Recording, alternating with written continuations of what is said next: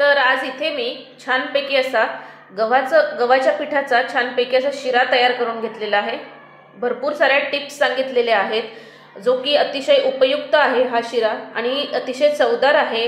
बाळंतिणीला सुद्धा तुम्ही हा शिरा देऊ शकता। अतिशय पौष्टिक आहे, लहान मुलांना सुद्धा देऊ शकता, लहान मुलांच्या डब्यात सुद्धा देऊ शकता। तर हा गव्हाच्या पिठाचा शिरा कसा करायचा त्यासाठी पटकन रेसिपी सुरू करूयात। नमस्कार, मी पूर्वा रेसिपी मराठीमध्ये तुम्हा सर्वांचं खूप खूप खूप मनापासून स्वागत। बाहेर मस्त थंडी पडलेली आहे आणि या थंडीमध्ये वेगवेगळे पौष्टिक पदार्थ घरोघरी होत असतात। तर त्यातलाच आज एक पौष्टिक गोडाचा पदार्थ आपण करणार आहोत, ते म्हणजे करणार आहोत आपण कणकेचा शिरा किंवा गव्हाच्या पिठाचा शिरा। हा शिरा अतिशय पौष्टिक आहे। त्याच्यानंतर हा तुम्ही लहान मुलांना देऊ शकता, त्याच्यानंतर वयोवृद्धांना देऊ शकता, त्याच्यानंतर बाळंतिणीला सुद्धा हा शिरा तुम्ही देऊ शकता। अतिशय पौष्टिक आहे आणि या हिवाळ्यात हा शिरा जरूर करा। तर चला लागणारं साहित्य बघून घेऊया। तर इथे गव्हाच्या पिठाचा शिरा तयार करण्यासाठी इथे मी 1 वाटी गव्हाचं पीठ घेतलेलं आहे। त्यानंतर लागणारे आपल्याला पाऊण वाटी साखर, 1 वाटी गव्हाचं पीठ असेल तर पाऊण वाटी साखर लागणार आहे। त्याच्यानंतर 1 वाटी दूध लागणार आहे।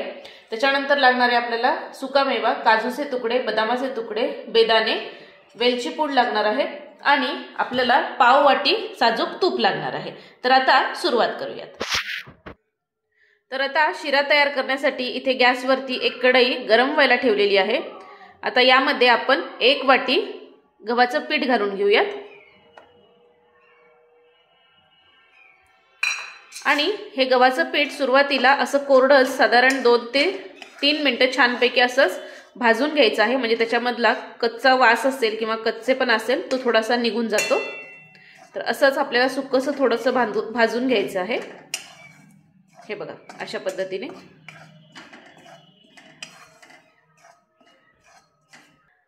तर इथे 2 ते 3 मिनिटं छानपैकी गव्हाचं पीठ असं सुक्क भाजून घेतलंय। आता ह्याच्यामध्ये आपण साजूक तूप घालूयात। एक साधारण पाव वाटी साजूक तूप लागतं। तर सुरुवातीला एक साधारण 2 ते 3 चमचे मी तूप घालून घेतलेलं आहे आणि स्लो टू मीडियम हीटवर हे गव्हाचं पीठ छानपैकी आपल्याला भाजून घ्यायचं आहे, असंच तूप घालून आणि ह्याच्यातून एक छानपैकी सुगंध येईपर्यंत हे छानपैकी आता भाजून घेऊयात। तर हे बघा साधारण इथे 4 मिनिटं झालेली आहेत, हे मी भाजतीये आणि ह्याच्यामध्ये मी तूप घालून घेतलेलं आहे। साधारण पाव वाटी आणि वरती अजून मला 2 चमचे तूप ह्याच्यामध्ये लागलेलं आहे। या कन्सिस्टन्सीचं आपलं झालं पाहिजे। हे बघा तूप घालून झाल्यानंतर आणि आता अजून 5 मिनिटं लागतील छानपैकी ह्याचा कलर चेंज होईपर्यंत, तांबूस रंग येईपर्यंत आणि छान सुगंध येईपर्यंत छान भाजून घेऊयात। आता हे पीठ भाजत असतानाच आता ह्याच्यामध्ये आपण सुकामेवा घालून घेऊयात, म्हणजे तोही या पिठासोबत छानपैकी भाजल्या जाईल। आता यामध्ये मी घालतीये काजूचे तुकडे आणि बदामाचे तुकडे।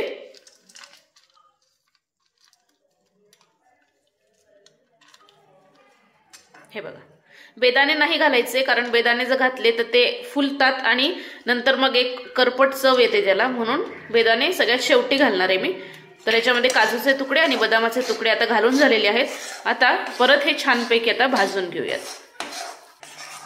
तर हे बघा छानपैकी तांबूस रंगावरती अजून 5 मिनिटं मी छानपैकी हे भाजून घेतलेलं आहे पीठ, बघू शकाल। एक साधारण मला 9 ते 10 मिनिटं लागलेली आहेत हे सर्व भाजण्यासाठी। मस्त सुगंध येतोय या पिठामधून। आता यामध्ये आता पुढचे जिन्नस घालून घेऊयात। बस एवढंच आपल्याला भाजून घ्यायचं आहे, ह्याच्या पलीकडे भाजायचं नाही, नाहीतर मग त्याचा करपट वास येतो शिऱ्याला। हे बघा हे छानपैकी भाजून झालंय। आता यामध्ये दूध घालूयात आपण। तर 1 वाटी दूध घेतलेलं आहे इथे मी। मस्त थोडं थोडं दूध घालायचं, नाही तर मग फसफसून अंगावरती येण्याची शक्यता असते। अंदाज घेत ह्याच्यामध्ये आता दूध घालून घ्यायचं आहे। हे बघा अशा पद्धतीने। तुम्ही पाण्यात केला तरी सुद्धा चालू शकतं, पण दुधाची चव शिऱ्याला, कोणत्या पण शिऱ्याला असू देत, दुधाची चव छान येते, जबरदस्त। हे बघा आता ह्याला छानपैकी दाटसर पण आलेला आहे, दूध संपूर्णपणे ह्याच्यामध्ये आटलेलं आहे, बघू शकाल इथे तुम्ही। मस्त आणि मस्त सुगंध येतोय। आता यामध्ये घालूयात आपण साखर। चवीनुसार साखर घालायची, तुम्हाला कितपत गोड हवे त्यानुसार। मी इथे साधारण पाऊण वाटी साखर घेतलेली आहे। तुम्हाला जास्ती गोड आवडत असेल तर 1 वाटी घातली तरी सुद्धा चालू शकतो। तर हे बघा, आता साखर आधी सुरुवातीला शिरा घट्ट झाला, आता साखर घातल्यानंतर ह्याला आपसूक पाणी सुटतं आणि हा परत पातळसर होतो।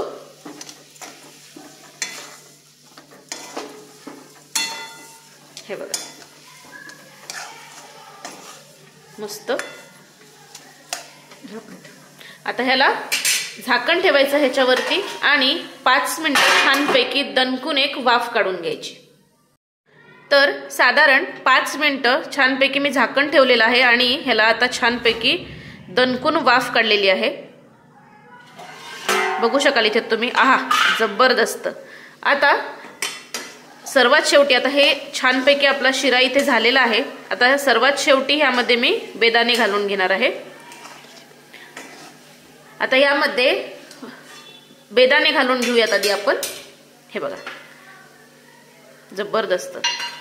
आणि सर्वात शेवटी यामध्ये अर्धा चमचा आता वेलची पूड घालतीये। हे छानपैकी आता मिक्स करून घेऊयात आधी आपण।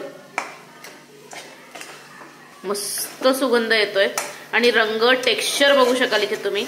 हा शिरा तुम्ही गुळाचा केला तरी सुद्धा चालू शकतं, पण मग गुळाचं पाणी करून तुम्हाला ह्याच्यामध्ये घालावं लागेल। हे बघा मस्त, इतका सुंदर सुगंध येतोय ना, जबरदस्त। तुम्ही हा शिरा वयोवृद्धांना सुद्धा देऊ शकता। जर वयोवृद्धांना जर ह्याच्यामधले ड्रायफ्रुट्स खाता येत नसतील तर तुम्ही ह्याची ड्रायफ्रुट्सची पावडर जरी करून ह्याच्यामध्ये घातली तरी सुद्धा चालू शकतं। आणि जर वयोवृद्धांना तुम्हाला गुळाचा द्यायचा असेल तर गुळाचा सुद्धा देऊ शकता, लहान मुलांना देऊ शकता, डब्यात देऊ शकता आणि इवन बाळंतिणीला सुद्धा हा शिरा तुम्ही देऊ शकता। सकाळी सकाळी उठल्या उठल्या हा शिरा बाळंतिणीला तुम्ही देऊ शकता, दूध वाढण्यास मदत होते। तर जरूर करून बघा। तर आता परत एकदा झाकण ठेवूयात आधी आपण आणि परत एक वाफ काढून घेऊयात।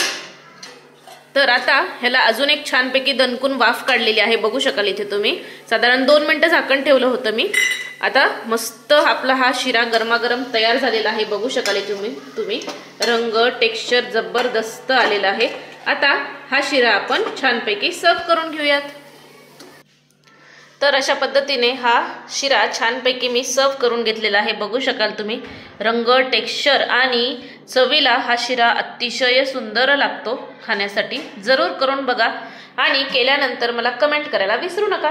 तर अशाच खमंग, खुसखुशीत आणि मस्त मस्त रेसिपीसाठी पूर्वज रेसिपी मराठीला पटकन सबस्क्राईब करा, लाईक करा आणि शेअर करा। तोपर्यंत मस्त खा आणि स्वस्थ रहा। धन्यवाद।